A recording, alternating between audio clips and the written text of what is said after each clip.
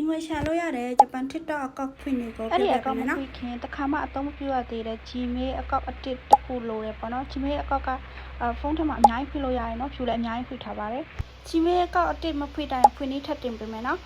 Play Store App Store မှာ Jamjam VPN ဆိုတဲ့ application ကို download လုပ်လိုက်ပါ Select server မှာကျတော့ Japan or Dojo ဖြစ်နေရပါမယ်နော် နောက် connecting မှာ connecting ဖြစ်တော့ တစ်ချက်သွင်းပြီးတော့ဖွင့်ပေးလိုက်ပါကျင်ရလိုင်းကြောလိုက်ပါ connecting ဖြစ်သွားရင်ရပါပြီရှင်ဒါဆိုလို့ရှိရင် VPN ခန္ဓာရပါပြီအဲ့ဒါ TikTok အကောင့်တွေကိုမှရှိတဲ့ TikTok အကောင့်ဟောင်းတွေကိုအကုန်လုံး log out လုပ်ထားလိုက်မယ်ပေါ့နော်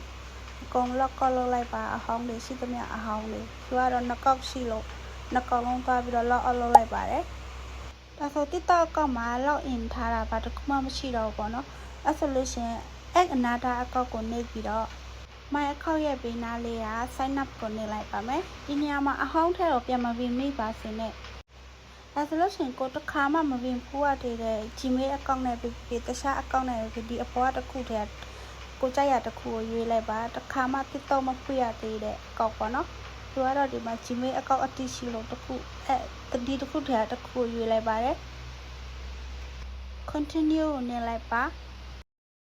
ပြီးရင်ကိုယ့်ရဲ့မွေးတက်ကရစ်တွေရွေးလိုက်ပဲပေါ့နော်မွေးတက်ကရစ်ကကြိုက်ရထည့်မယ်ကိုယ့်ရဲ့ဗဒေးအမှန်မထည့်ရှင်ဘူးဆိုလို့ရှိရင် session နဲ့အထက်ကိုနောက်ပိုင်းမှာငွေရှာရှင်နေဆိုလို့ရှိရင် session နဲ့အထက်ကိုထည့်ပေးလိုက်ပါ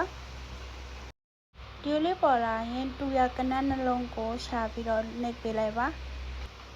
next နေမှာကျတော့ skip ကိုနှိပ်လိုက်ရင်ရပါတယ်နော်နောက်မှထည့်လဲရပါတယ်ဒါဆိုလို့ရှိရင် TikTok အကောင့်အတစ်တစ်ခုရသွားပြီပေါ့နော်ဒါဆိုလို့ရှိရင်ကိုယ့်ရဲ့ TikTok အကောင့်ကဂျပန်ဖြစ်မဖြစ်သွားပြီးတော့စစ်ကြည့်ပါမယ်setting ထဲဝင်ပြီးတော့ account information မှာ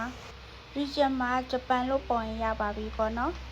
ဒါဆိုရင်ဂျပန် region account TikTok တစ်ခုရသွားပါပြီအရင်ကလွယ်ပါတယ်တတာပါ